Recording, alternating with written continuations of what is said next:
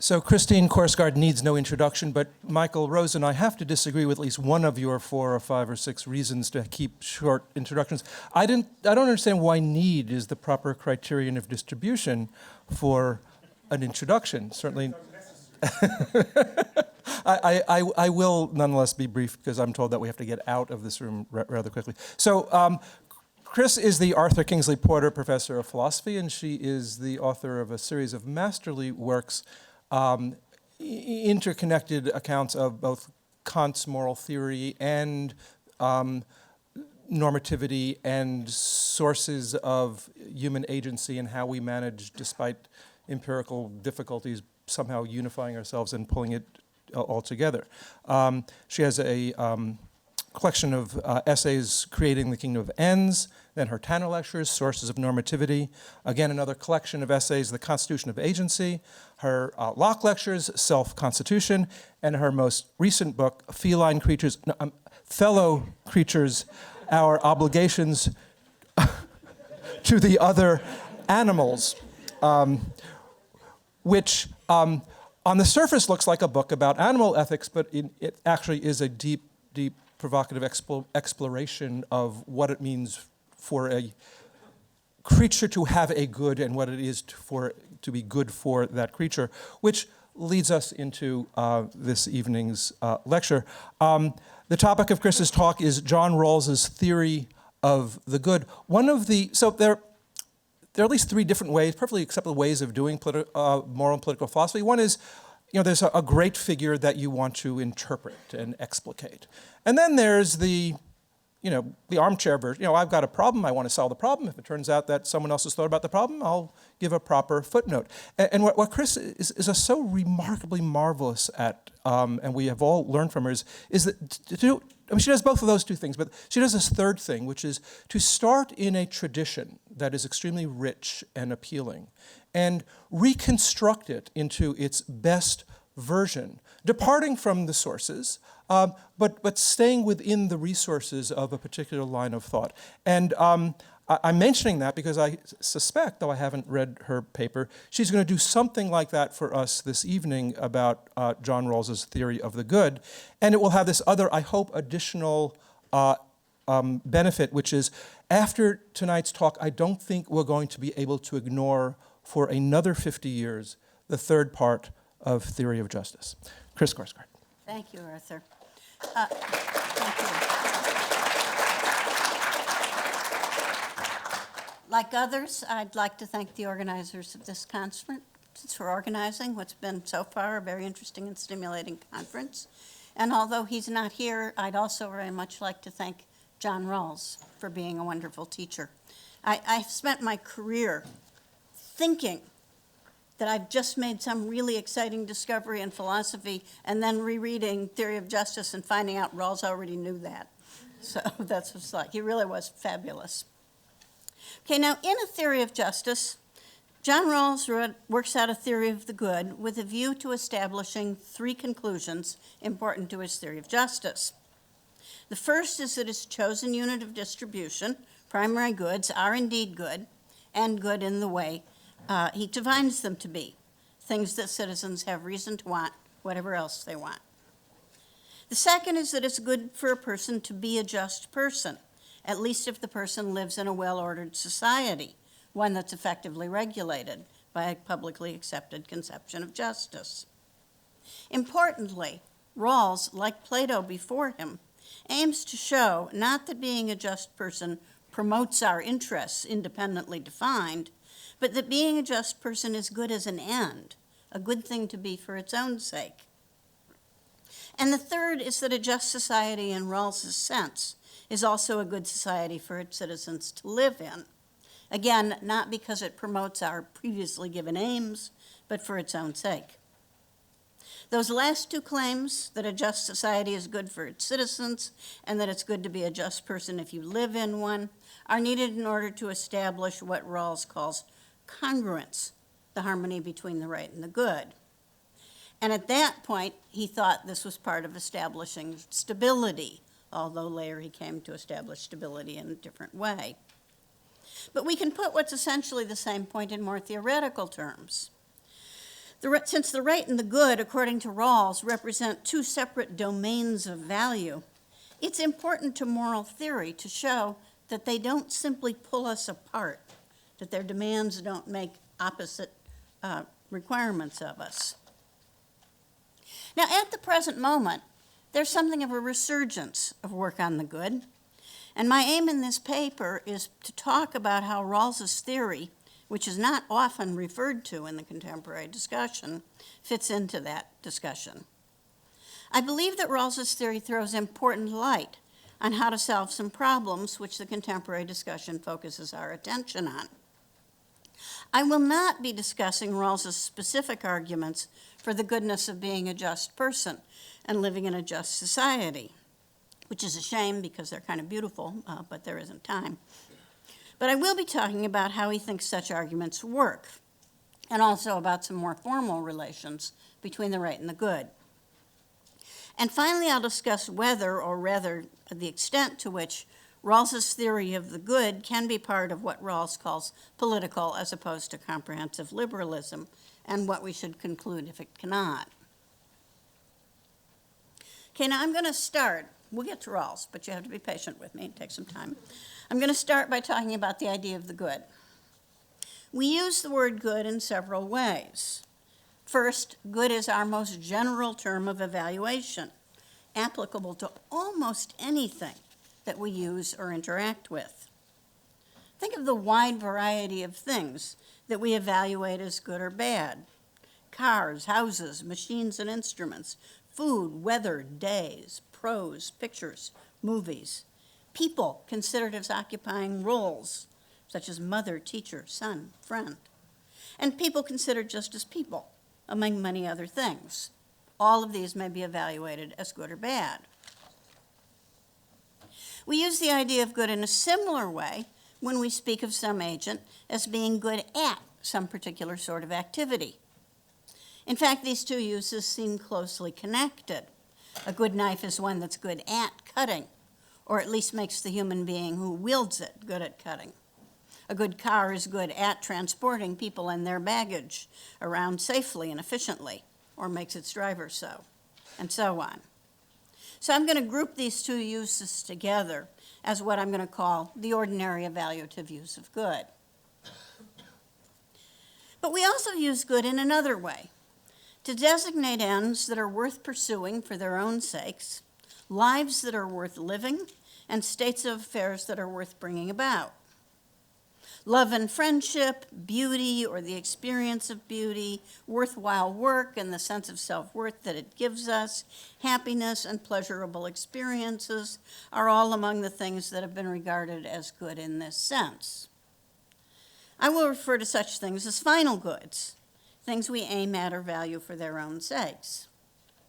Now, although I just contrasted this use of good to the ordinary evaluative use of good, most people think of this use of good also to be a form of evaluation.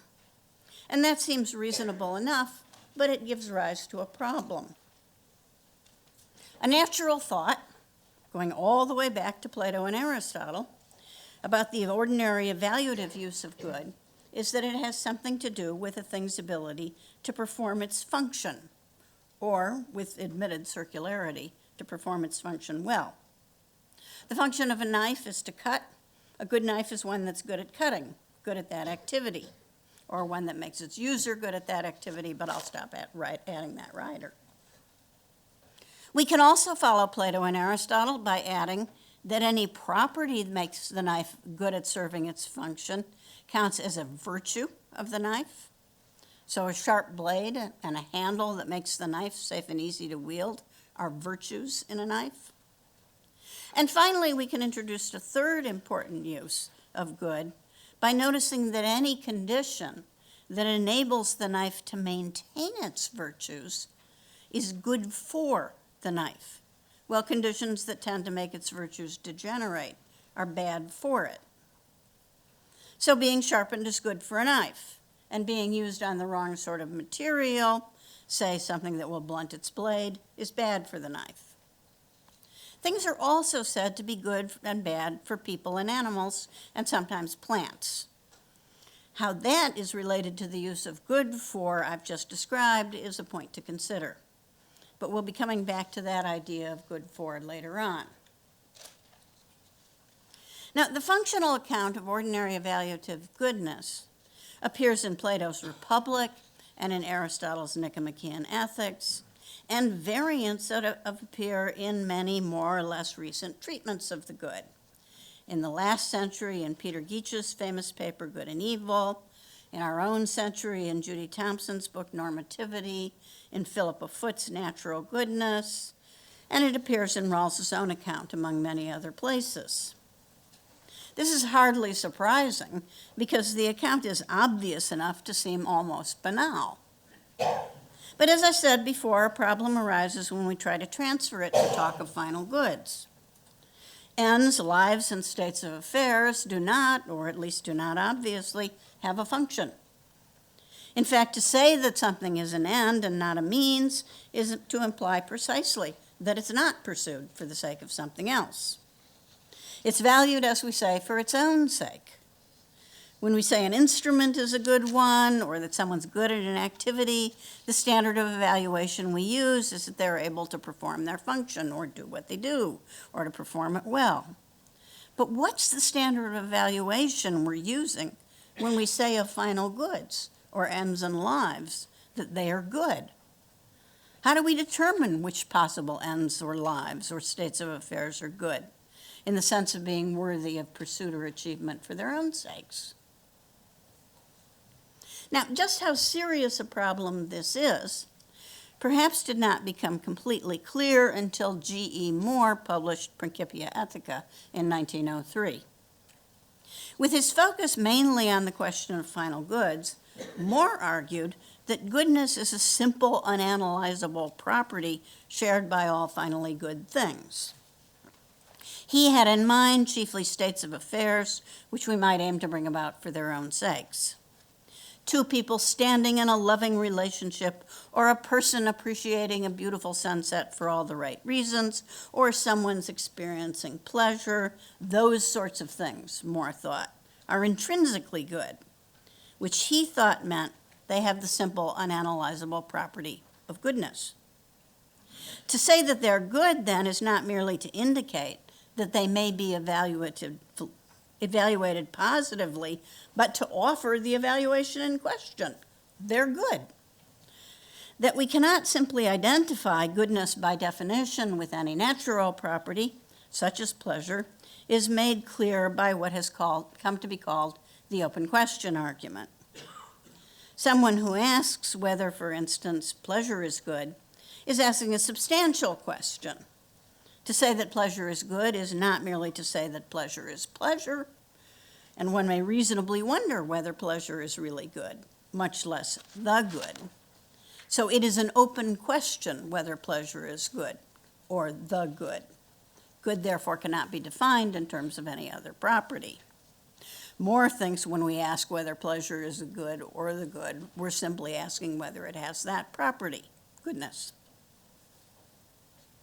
Now, here's where that leaves us. On the one hand, we have the idea of ordinary evaluative goodness, which seems to have something to do with an object's ability to perform its function. And on the other hand, we have final goodness, which appears to be a simple, unanalyzable property. What makes finally good things good is just that they have the property of goodness, and there's nothing more to be said. What makes ordinary evaluatively good things good, on the other hand, is not that they have the property of goodness, but that they have certain other properties that explain how they can do what they do or do it well.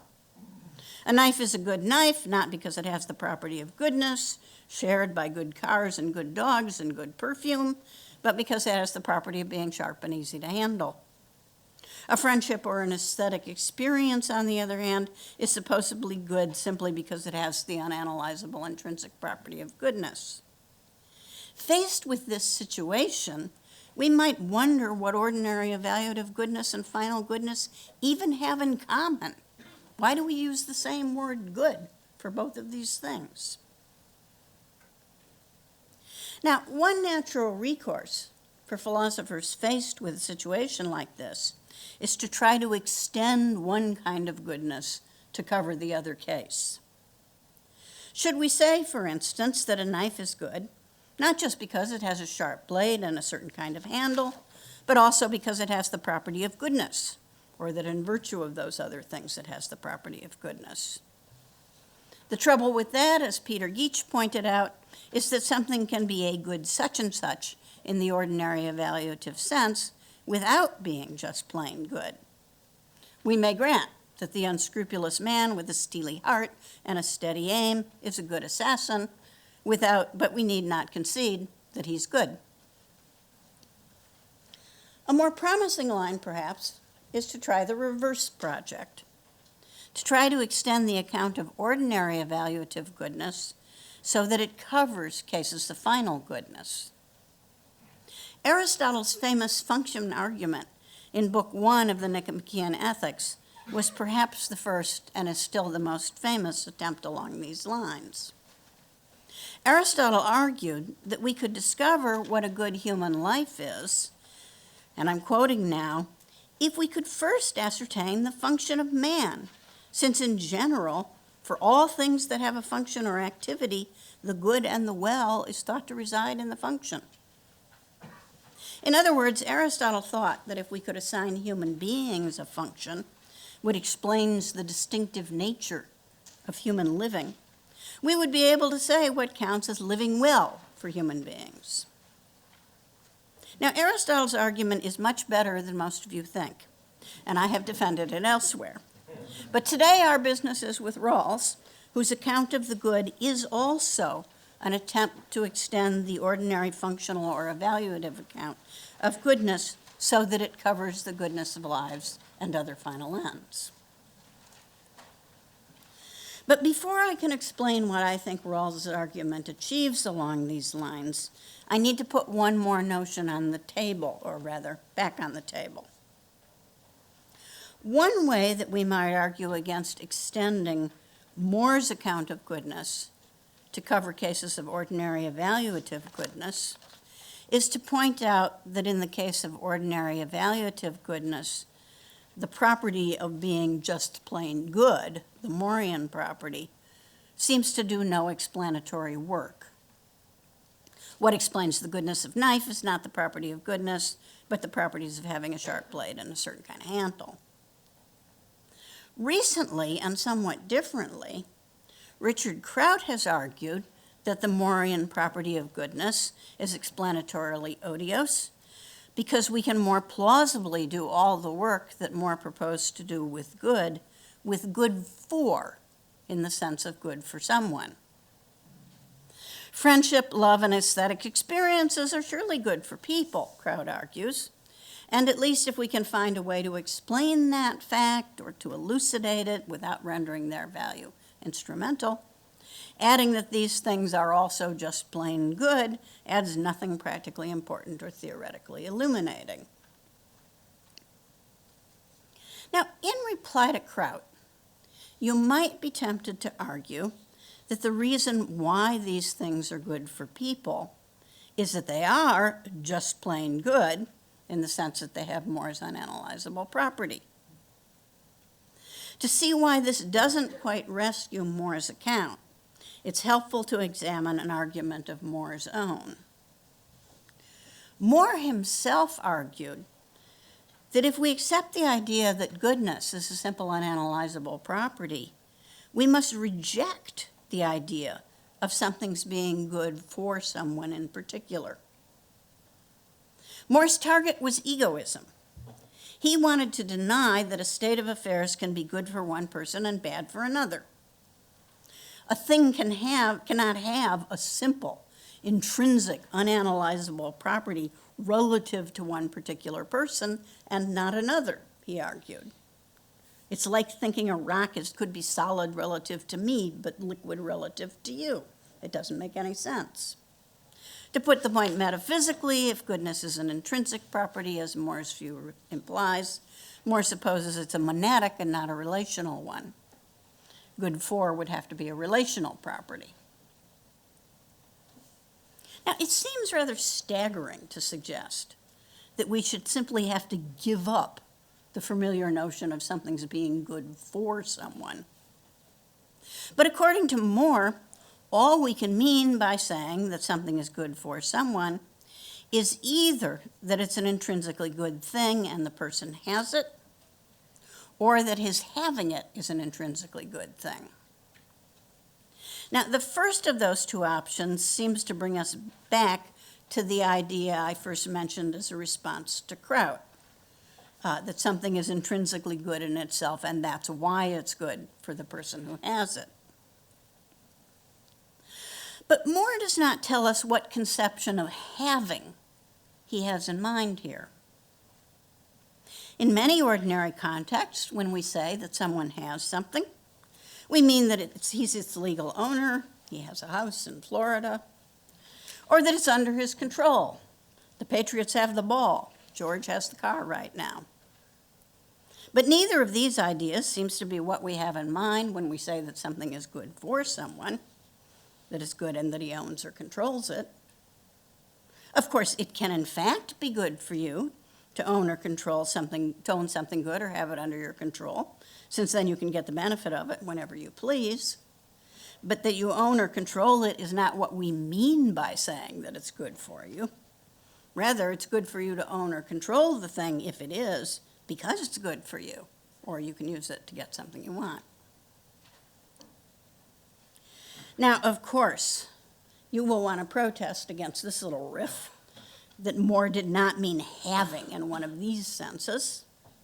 Surely we can say, for instance, that pleasure or friendship are the kind of things that people have or don't have, and that they are good things, and that therefore they're good for you when you're the one who has them.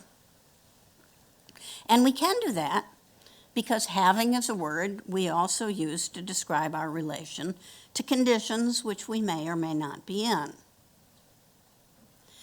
The trouble, I think, is that the use of the same word we use for the other sort of having may give us the impression, often false, that the thing that is had can exist independently of the having relation, the way a piece of land can exist independently of the property relation. We speak of having experiences, having thoughts, having reasons, having friendships, having colds, having pains and pleasures. Whatever we mean by those expressions, we do not mean that there are unclaimed experiences, thoughts, reasons, pains, pleasures, colds, or friendships floating about, which may come into our possession or under our control, or somehow come to be our own. What Moore must mean is that things like having a pleasant experience or having a true friendship are good conditions to be in, and it's good for you when you're the one who's in them. But that seems to leave it open that what we mean when we say that they're good is not that they have a simple unanalyzable property of goodness, but that they have the internal relational property of being good for whoever happens to be in them. And provided we can give an account of what we mean by good for, that even seems like a much more plausible thing to say. To see this, you need only consider more modest uses of the idea of good for.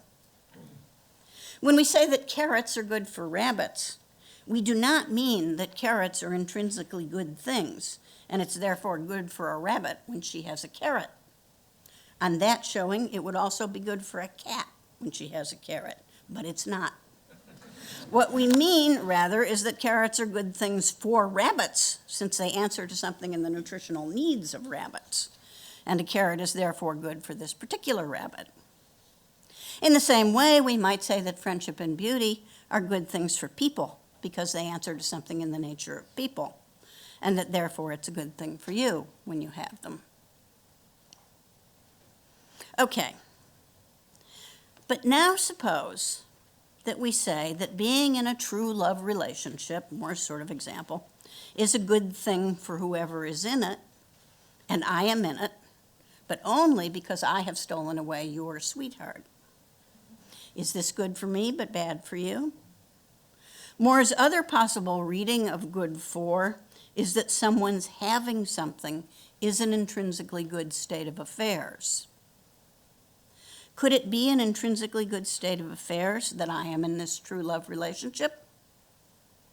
Moore argued that a state of affairs is intrinsically good if it's good when considered all by itself, as if, he rather extravagantly said, it were the only thing in the universe. This appears to mean we must consider my romance independently of its deleterious effects on yours. So why not?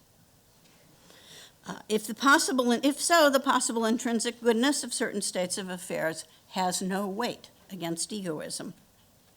You can admit that my romantic condition is a good thing in itself, and even that it's a good thing in itself because it's a good thing for me, and still think it's bad for you. Now, there is admittedly still an issue to be settled about where this leaves practical reason and where it leaves egoism considered as a theory of practical reason. Does its badness for you give you a reason to oppose my romance or not? I don't mean to settle that question. The point is just that if we can give an account of final goods in terms of what is good for people, we do not need to regard the property of final goodness as unanalyzable. We can analyze it in terms of good for. Okay, so here we have two important issues for the theory of the good. First, what's the relation between ordinary evaluative goodness and final goodness? And second, what's the relation between something's being good in the final sense and it's being good for someone? With those questions in view, I now turn to Rawls's theory. Rawls called his theory goodness as rationality. According to Rawls's theory, to say that something is good is to say that it has the properties it is rational to want in that kind of thing. He develops his account in 3 stages. At the first stage, we're considering the everyday conversational use of the term good in expressions such as good knife or good car. The everyday use presupposes that the person who's doing the wanting wants the thing for the reasons for which people usually want things of that kind. When we say that a certain make of car is a good one, for example, we mean that it has the properties it is usually rational to want in a car, given what cars are usually used for or the reasons people usually want them. Say, for example, a safe means of transport for people and their baggage. A Honda, someone says in general conversation, is a good car, safe and efficient. At the second stage, we relativize the notion to a person's particular circumstances, including any special interests the person might have. As Rawls understands it, this involves relativizing the notion to the person's plan of life. Given that a certain person's plan of life involves spending a lot of time traveling, during which he essentially lives out of his car, a minivan, we say, is a good car for him. Notice at this point, the special status of primary goods falls out of the theory pretty much by definition. They are things that it's rational to want, whatever else you want. Rational relativized to anybody's plan, so they're good for anyone. At the third stage, we say that the person's plan of life is itself rational. After all, it seems clear enough we should not say something is rational for you to want just because it fits well with your plans, if your plans themselves are irrational. Now, obviously, making this move requires Rawls to define what rationality means for plans of life. He offers a 2-part account of this. First, your plan of life must be one of the plans open to you that's consistent with the principles of rational choice, or as Rawls calls them, the counting principles. Second, of those plans, it's the one that would be chosen by you with what Rawls calls full deliberative rationality. Let me briefly say what these things mean. Rawls mentions 3 principles of rational choice, or counting principles, although he mentions that there may be others. The first is a principle of taking effective means to your end. show your plan must effectively promote your ends. The second, rather surprising principle directs us to prefer more inclusive plans, that is, ones that achieve more different ends. If one plan effectively promotes ends A through F, and another just as effectively promotes ends A through F and also G, you should choose the second plan. What makes this principle surprising is that the additional end G need not be among the things that you independently already wanted. Rather, the principle tells us that it's rational to want more different ends, or as Rawls puts it, to prefer the development of wider and more varied interests, at least so long as we have just as good a chance at achieving the additional ends. Rawls defends the principle of inclusiveness by appeal to a psychological principle he calls the Aristotelian principle, according to which human beings enjoy the exercise of our realized or developed capacities. The Aristotelian principle favors the principle of inclusiveness because having more ends will develop more of our capacities more fully, and given our psychology, this will make us happier. A third principle Rawls mentions here is that of greater likelihood. If one plan is more likely to achieve several of the ends it includes and not less likely to achieve others, it's to be preferred. Now, these principles of rational choice, and whatever others there might be, Rawls thinks, will not single out any one possible plan as the most rational. Instead, he thinks they give us a sort of group of them to choose among. To do that, we must add that the plan is the one that would be chosen with full deliberative rationality, which Rawls defines in this way. It's the plan that would be decided upon as the outcome of careful reflection in which the agent reviewed, in light of all of the relevant facts, what it would be like to carry out these plans, and thereby ascertain the course of action that would best realize his most fundamental desires. Deliberative rationality is offered as a way of uncovering what we care about most by imagining as best we can, in light of true information, what it would be like to lead the various possible lives that are open to us. Now, of course, there's a great deal that one could question about all this. Rawls does not give any argument for his principles of rational choice. He thinks they're fairly intuitive as principles governing short-term plans and can be defended as principles governing a whole life.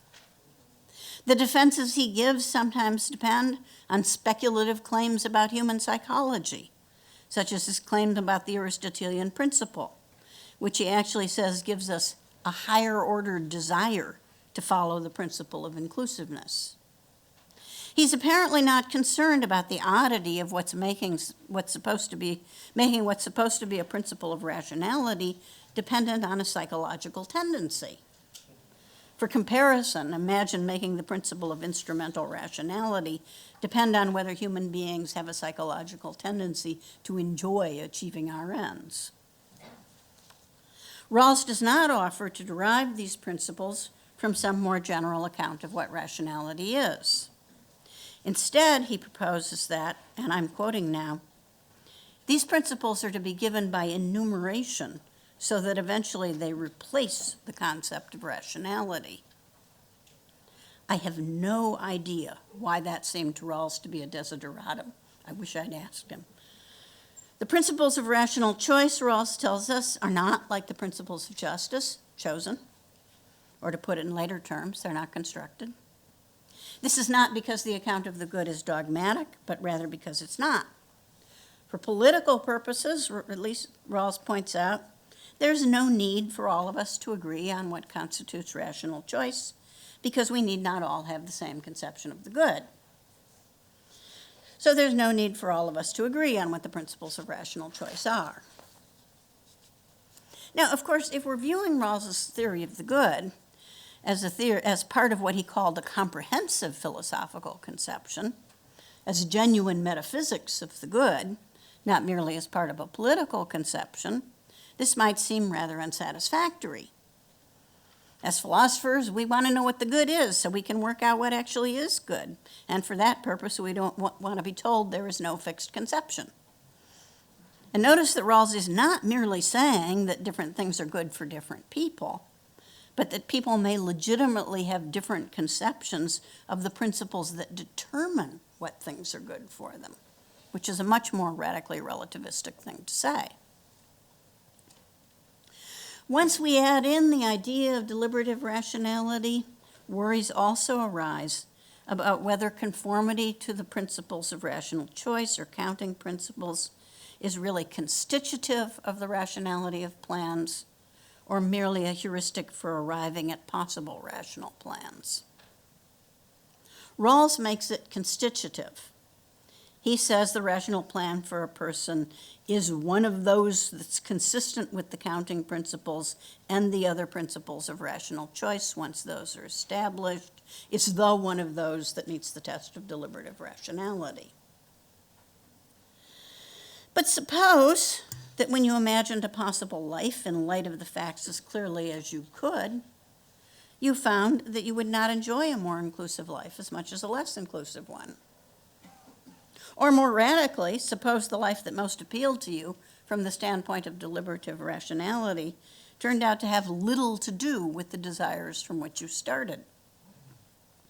Rawls seems aware of this worry, for he stipulates that the agent who is to engage in deliberative rationality is under no misconceptions as to what he really wants.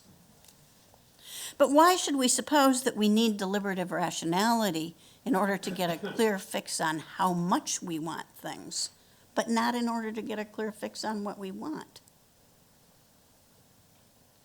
Now, for all of these reasons, I think that Rawls's account of the goodness of rational plans has some serious problems as it stands. But for now, I want to invite you to leave those worries aside, because I think what's interesting and powerful about Rawls's account is the way it enables him to address the questions we've been discussing.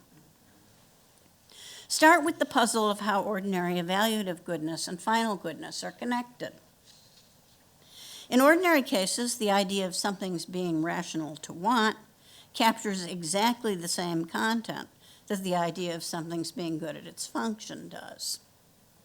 So Rawls's theory easily captures what I've called the ordinary evaluative concept of the good. Since knives are ordinarily wanted for cutting, a good knife is a sharp one, and if you want a knife for the usual reasons, sharpness is a property that it's rational to want in your knife. So instrumental or functional properties, broadly speaking, coincide with the properties it's rational to want. But with Rawls's idea of a rational life plan in hand, we can extend the idea of rational to want to a person's ends. A person's ends are rational to want when they form part of his most rational plan of life. Earlier, when I asked by what standard we're to judge final ends good, I denied that the things that we want for their own sakes have a function. But in a way, Rawls's theory does assign our ends a kind of role or function. Their role or function is to serve as an element in a person's rational plan, and some of them are better than others at playing that role. It's therefore possible to evaluate the goodness of final ends in a way that's continuous with our judgments of ordinary evaluative goodness. Although I won't be repeating the argument here, it's this that enables Rawls to argue that at least if you lived in a well-ordered society, being a just person would be something to be valued as an end. Rawls shows this by showing how it fits in with the other ends we're likely to have. And we can also judge a person's life to be good when it's successfully executed in accordance with a genuinely rational plan. But there's another way to characterize Rawls' move here, which I think in a way is even more illuminating. I've now described ordinary evaluative goodness in two different ways. First, as evoking the Platonic or Aristotelian idea that something has the properties that enable it to serve its function. And second is the Rawlsian idea that something has the properties it's rational to want and that kind of thing. These two ideas are practically the same, but there's a slight but important difference of emphasis. When we think of the object's goodness in terms of its being one that's rational for some agent to want, it becomes clear that we're considering its functional properties from the point of view of someone who wants that sort of thing. This is what enables Rawls to establish a continuity between the ordinary evaluative notion of the good and the final good, since the final good, as Rawls conceives it, is also characterized from the point of view of the one whose good it is. That is, it's characterized what it's rational for that person to want, given his rational plan, which in turn has to stand the test of deliberative rationality, of what it's like for him. Rawls's theory of goodness is, in the first instance, a theory of what it is for something to be good for someone. Now, earlier I pointed out when we say that something is good for X when it enables X to maintain its virtues. And I asked whether good for, in the sense of good for some person or animal, is the same notion. I think Rawls's theory shows that they're not exactly the same. Rawls's view captures an essential element of subjectivity in our notion of the good. That what's good for a person must also seem good to her, at least when she's considering it correctly. This does not mean that whatever seems good to an agent is good for that agent, because it's a condition of deliberative rationality that the agent is knowledgeable and has imagined things correctly. Recall that Rawls says that he conceives the person who engages in deliberative rationality as not being confused about his fundamental desires. Rawls does not say what he means by fundamental desires. And though what I'm going to say now is a stretch, still, if we suppose that a person's fundamental desires in some way reflect his objective needs, then what Rawls's conception of the good brings out is something like this.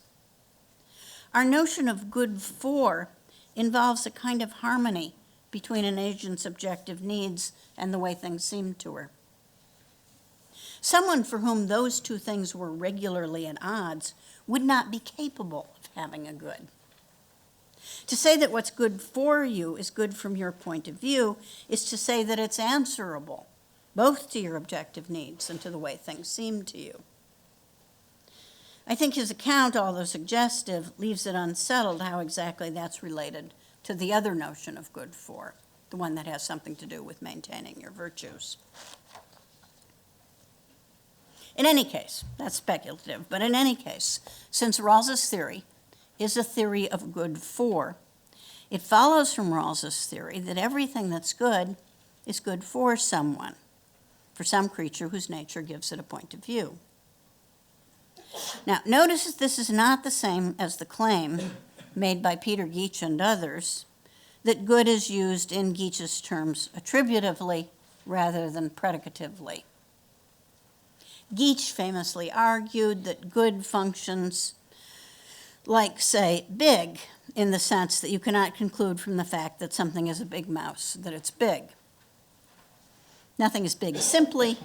Big is attributive because it always invokes a standard of comparison. In the same way, Geach thinks that good must always be used in a way that invokes some standard of evaluation, a standard normally supplied by the thing's function.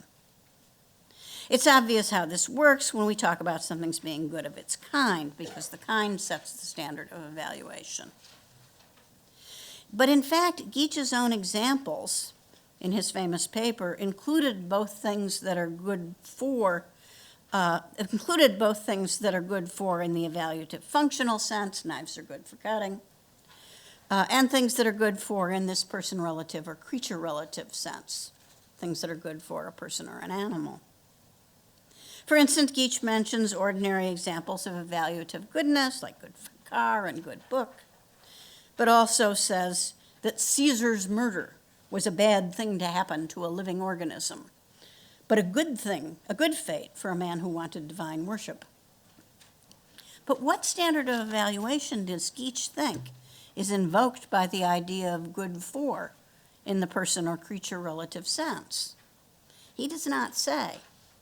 Rawls gives us the standard, consistently with someone's plan, where that plan is rational from the agent's own informed point of view. Now, followers of Geach often argue, as against G.E. Moore, that nothing is good simply. As Geach puts it, nothing is good in the predicative sense. Nothing is just plain good. Relatedly, they often argue that we can make no sense of ideas like good thing or good event or good state of affairs because the terms thing, event, or state of affairs are too general to convey any specific standard of evaluation. Things, state of affairs, and events do not have some function. They can serve well or badly. So we cannot say that something is a good event or a good thing, they argue. Since saying that something is a good event or a good thing is as close as we can come to saying it's just plain good, followers of Geach propose to reject the idea that there is any such property as being just plain good. But I think Rawls's theory does make it possible to say that some events and affairs are something very like just plain good. At least, and I'm afraid this is an important qualification, if we limit our judgments of goodness to the realm of human or rational beings. This is where it becomes important that Rawls distinguishes what he calls the thin theory of the good, which is the theory I've been laying out for you in this paper, from a full theory of the good, in which the good is restricted by the principles of the right. In the full theory, your plan does not count as a good one if it involves a violation of the principles of justice, which, it's important to remember, we're conceiving to be principles upon which everyone agrees. But if someone's rational plan does fall within this restriction, then there seems to be no reason not to say that the things that are good for her are just plain good, or good absolutely, because the judgment that they're good can be supported from every human being's point of view. Okay, now, in light of that argument, and to avoid misleading by it, I want to make one more point about the implications of Rawls's approach. One of the main targets of the argument by Geach and others against the idea of a good state of affairs or a good event is utilitarianism. Utilitarians have to believe that certain events or states of affairs are good since they think it's our duty to promote those. Although I've argued that Rawls's theory does make it possible to characterize states of affairs or events as good, I certainly don't mean to suggest that Rawls's theory of the good makes it possible to defend utilitarianism. On the contrary, I think it follows from Rawls's theory that everything that's good must be good for someone. And the idea that everything that's good must be good for someone blocks utilitarianism because it blocks the idea of aggregation. What is good for me plus what is good for you is not, taken just like that, good for anyone in particular, and therefore is not good. As Rawls himself famously pointed out, utilitarianism does not take seriously the distinction between persons. Now, obviously, this kind of conclusion gives rise about what we're supposed to do with those of our intuitions that seem to favor the idea of aggregation.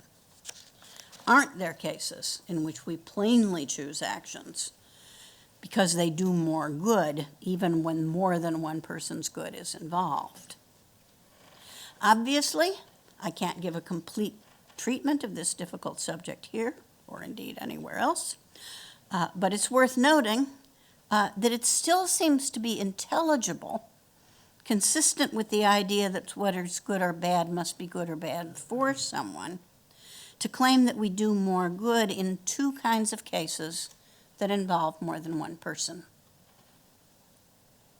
First of all, We can say that we do more good by choosing a course of action that benefits additional subjects, so long as no one is harmed by that course of action. This thought covers the simple case of saving 2 lives in preference to saving 1, for example. Second, and a little more controversially, it seems intelligible to claim that we do more good by giving some resource to the person who will benefit from it the most, so long as no one has a prior claim on the resource, and therefore we're not harming the other subjects among whom we're choosing. This thought would cover the case, for example, where we think we do more good by giving a painkiller to the person who's in the most pain. That second point's a little more controversial because it assumes we can make intelligible interpersonal comparisons between how much good something does for one person and the same thing does for another. What most obviously becomes unintelligible on the idea that good and bad are always good and badness for someone is the idea that we can do more good by balancing the good of one subject against another, say by taking pleasure away from Jack, because that way we can give a greater pleasure to Jill. That's good for Jill, but it's bad for Jack, and there's nothing more to say about it. There's no one for whom the situation is better overall, and therefore no sense in which it's better. Now, the interesting thing about these 2 kinds of aggregation is that they coincide with some ideas that play an important role in Rawls's account of the right.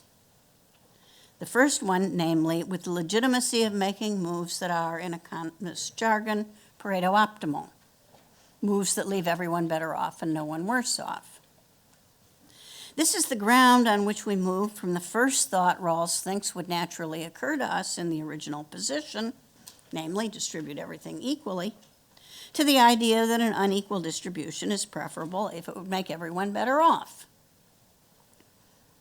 Now, notice that the move from equality to a position that makes someone better off without making anyone worse off is licensed by the first of the 2 thoughts I mentioned, that it makes sense to aggregate goods across the boundaries between persons when we're just adding goods for more people and not subtracting anything. And among all the possible Pareto optimal positions, the choice of that of the worst off as the one with respect to which we should maximize is licensed by the second thought I mentioned, that when we're distributing a resource to which no one has a prior claim, we do more good by giving it to the one who will do the most good. Thus, in both of the 2 senses of do more good that remains to a theory of the good that insists that all goodness is goodness for someone, the distribution that accords with the difference principle is better. It does more good than any other. Now, a point of warning is in order here. I'm claiming there's a clear sense in which we can claim that a distribution in accordance with the difference principle does more good, in Rawls's sense of good, than other possible distributions from the situation of the original position. Importantly, I'm not claiming that this is what makes it right. What makes it right is not that it does the most good. What makes it right is that it's the distribution that the parties in the original position would agree to. Of course, the original position is designed so that the parties in it choose what's best for themselves, and the veil of ignorance guarantees that each of them cannot but choose on behalf of the representative citizen considered as such. So there's nothing surprising in the fact that the choice of a distributive scheme turns out to be the best one from the point of view of a representative citizen. The original position set up to yield that result. My point, though, is that even when the veil of ignorance is lifted, and we know what sort of position we can occupy in society, someone who accepts Rawls's conception of the good, Rawls's theory of the good, or indeed any theory that insists that whatever's good must be good for someone, can still see a clear sense in which distributions in accordance with the difference principle are better than others. In that sense, there's a kind of formal harmony between the right and the good in Rawls's account. Now, goodness as rationality is spelled out in detail in A Theory of Justice, and for the most part merely referred to in later works. I'm therefore going to end with some reflections on whether or to what extent the theory survives as a part of political liberalism when Rawls begins to distinguish a political from a comprehensive conception. Rawls himself seems to assume that for the most part it would, since in political liberalism, he says, the idea of goodness of rationality is in some variant taken for granted by almost any political conception of justice. At first glance, this claim may seem rather surprising. For one thing, philosophers in modern times have an ongoing argument about whether the good rests, substantively speaking, in the satisfaction of desire, or in pleasure in the absence of pain, or in perfection, or in a so-called objective list of intrinsically valuable activities. Rawls's account seems straightforwardly to fall in the satisfaction of desire camp. Indeed, Rawls seems to admit as much when he says this: to be sure, there is one formal principle that seems to provide a general answer, and he means a general answer to the question which plan is best. This is the principle to adopt that plan which maximizes the expected net balance of satisfaction. So substantively, Rawls's account seems controversial. It's a satisfaction of desire account. Furthermore, in this paper, I have portrayed Rawls as taking a stand on some deep and controversial issues concerning the metaphysics of the good. In particular, the idea that good for is prior to the idea of the good. I've suggested that it's this idea that stands behind Rawls's opposition to aggregation and explains the goodness of the distribution scheme that the parties in the original position would choose. But if Rawls's goodness as rationality is a controversial theory, both substantively and metaphysically, even among philosophers, how can we suppose that all reasonable, comprehensive conceptions might accept it? I think the answer lies in what Rawls goes on to say to illuminate his point. This idea, goodness as rationality, supposes that the members of a democratic society have, at least in an intuitive way, a rational plan of life in light of which they schedule their more important endeavors and allocate their various resources, so as to pursue their conceptions of the good over a complete life, if not in the most rational, at least in a sensible or satisfactory way. In other words, the uncontroversial part of the theory is just the idea that we all share a conception of the good life as involving some way of assembling our aims into a plan that will allow us to achieve the most important of them to the fullest possible extent. We can take desire and want to refer not to some item in our natural psychology, but to that pro-attitude, whatever it might be, that we have towards our aims. And we can imagine getting those aims from whatever source we like, including our natural psychology or our expectations of pleasure or a list of objective values derived from Morian intuitions. In that case, goodness as rationality is sufficiently uncontroversial for use for political purposes. Now, I'm a fan of political liberalism, so far as the theory of liberalism and its commitments goes. I think Rawls was right to make the turn to political liberalism that he did. But that's certainly no reason to reject the project of doing comprehensive philosophy about deep and old-fashioned questions about the substance and the metaphysics of the good. We may be interested in the results of such philosophical explorations, even if we don't believe we're justified in insisting that every member of a liberal society must accept them. And for those of us who are interested in substantive and metaphysical questions about the good, Rawls's theory, I think, offers some powerful insights. It shows us a way we can understand the relation between the goodness of ends and the goodness of ordinary objects. It shows us how we might go about showing that something is good as an end. And most of all, it shows us something about the important and rather neglected relation between something's being just plain good and something's being good for someone.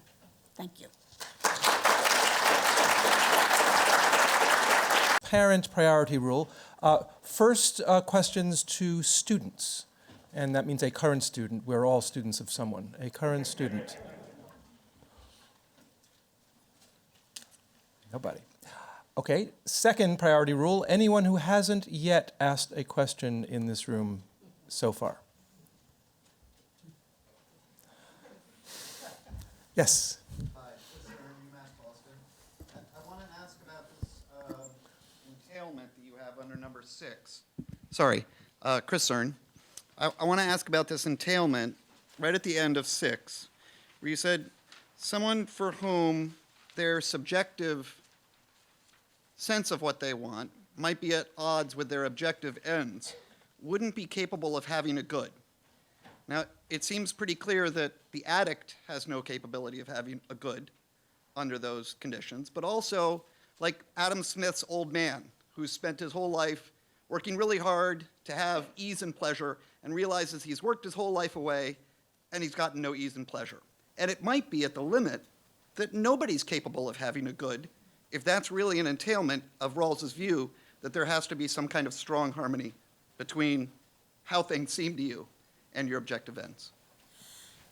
Well, I agree that those are challenging cases. I think in the case of the addict, who I have more to say about than the old man, we're thinking at least that if the addict has not completely messed himself up and can lose his addiction, we think of his addiction as something that is making him see things wrongly. It's making him see his objective needs wrongly. And he's certainly somebody who would be capable still of enjoying life if he got rid of the addiction. Up there. Yes, you, sir. Yes. I am very happy to. My name is Ernest Marimbonda from Cameroon. I am very happy to first to understand you ask the question, Rawlsian goodness, political or metaphysical? So I am happy for the question. And second, I am also happy to see you conclude that Rawls' theory of good is metaphysical, principally. Will you agree with me if I say the theory of justice, the whole theory of justice of Rawls is metaphysical, not political? Not only his theory of good, but the whole theory of justice of Rawls. Will you agree with me if I say justice as fairness, metaphysical, not political? Well, certainly, when he wrote Theory of Justice, Rawls was not trying to keep things within the limits of the political. And I guess what I want to say about the book as a whole is what I said about the theory of the good, which is that we can distinguish between a version of it which is metaphysical, or it might be safer to say comprehensive, and a sort of stripped-down version in the case of the theory of the good that'll work for political purposes. So there's sort of two theories at work. And all I wanted to say at the end was, that we still have, those of us who are just interested in comprehensive philosophies still have reason to be interested in some of the theorizing Rawls does in the theory of justice that would count as metaphysical or comprehensive. Gentleman over there. Yes. Microphone, please. To ask a question, and I'm I'd like to apologize myself because it's going to be a question from a religious background, so I don't want to be offending people here by that fact. But anyway, what comes to my mind is good news. Something that Christians know how to work with, and this is a good that is not being anticipated. This is not good that I want. This is a good that has a certain power to change me. And maybe I am now then changing my concept of good through good news. How would you put the concept or problem of good news into your scheme? Rawls' scheme here is the one we're talking about. Well, good news, according to Rawls' scheme, would be news that it's rational to want in news. For which reason, it's important that I do think we are able to rescue the concept of a good event, because presumably news is usually the presentation of an event, and so what we would want in good news in general is that it be some good event. And then there's ways in which you could relativize the idea of good news to some particular person's plan, where it would be especially good news for him if it was news that had an especially good impact on his plans. You mean the gospel? Yes. He means Jesus. He means chairs coming. No, I meant just, Well, I meant exactly that. The news that has a life-transforming impact that is not being expected out of sudden comes. I don't want us to go into, I would say, simplified gospel versions of that, but good news is something that has this power. No? The unexpected? Life-transforming thing. I see things out of sudden different. well, I suppose if it's rational to want your life transformed, then that's good news. We may disagree about whether it's rational to want your life transformed in that particular way, but that is the claim. Leif. Chris, terrific as always. I wonder if we can get Rawls's conception of good for out of the resources that you set out, deliberative rationality and so on. And this has just been a puzzle for me. Why isn't the absence of what Jeremy calls moral distress a primary good? So early on in Theory of Justice, Rawls scores a point against utilitarianism by saying, look, if a lot of people have antisocial preferences, you won't get the basic liberties. So if a lot of people have pleasure in someone else's pain, then that's going to be trouble for the basic liberties. Or if a lot of people are distressed by what other people do, then you're not going to get the basic liberties. And later on, he tweaks Harsanyi for ruling out antisocial preferences and says, look, Harsanyi, you needed some account of why you're ruling out antisocial preferences in your story. But how does Rawls himself rule out antisocial preferences or an absence of moral distress as a primary good? After all, as he says, these preferences won't go away with more information, so it's not a problem of information that people have. And also later on, he says, look, an absence of pain may well be a primary good. It's something rational for everybody to want whatever else they want. So it's a mystery. Why isn't it rational for everybody to want not to feel moral distress, right? Not to feel pain for what others do? I don't see how he can solve that problem within the resources you've given him. And so it's a mystery. Why isn't an absence of moral distress not a primary good? The only way I can see he solves it is going to the richer conception of the person as free and equal and reasonable and rational and so on. And he needs all of that to get the right result that's not going to let these antisocial preferences onto the list of primary goods. There's another conceivable way to solve it. It would take some argument, but we might say the primary goods are not merely anything that is rational for anyone to want, but things that could conceivably be socially distributed. Socially distributed? Yeah, things that could be affected by the way in which we distribute goods in society. So I'm afraid we only have time for one last question unless the good news arrives unexpectedly, and it goes to Sam.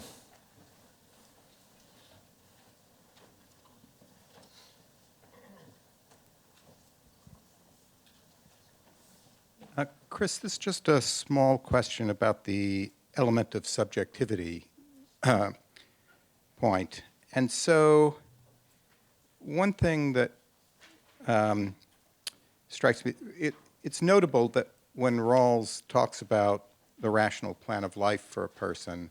It's the plan that would be decided upon with full deliberative rationality. It's not, there's no requirement that it actually be deliberated in that way. And that seems to me an important point in responding to certain of his critics who think that he requires everybody to be deliberating, and, you know, and sort of people raised in traditional societies can't have good lives because they're not deliberating enough and things like that. And also certain kind of Sandel-like criticisms about the relation of person to their ends. But if that's right, is that compatible with the idea that the good for notion is answerable to how things seem to you? Because I take it on his view, things could seem to you fine or great, but it might be that if you were to deliberate with full deliberative rationality, you'd see that they weren't. So, I mean, are you okay with just modifying that a little bit to say it's answerable to how things would seem to you under certain conditions? Or if not, what happens to how does the element of subjectivity get reconciled with the hypothetical nature of the deliberation? And I'm happy to modify it in that sense. I think the important thing is when we talk about good for in the sense that things can be good for conscious beings, for things who have a what it's like, we mean that the good and the what it's like come together in a certain way, that they couldn't just have nothing to do with each other. I mean, I take it, it's one of the problems with Moore's theory as originally formulated, is it looks as if Moore's theory could yield a list of goods that nobody found the least bit attractive or appealing or any reason at all. You know, just those things have the property of goodness, and that's that, you know, and that just seems odd, wrong about our conception of what it is for something to be good in the sense of good for someone. Well, good news. We have time for another quickie. Steve?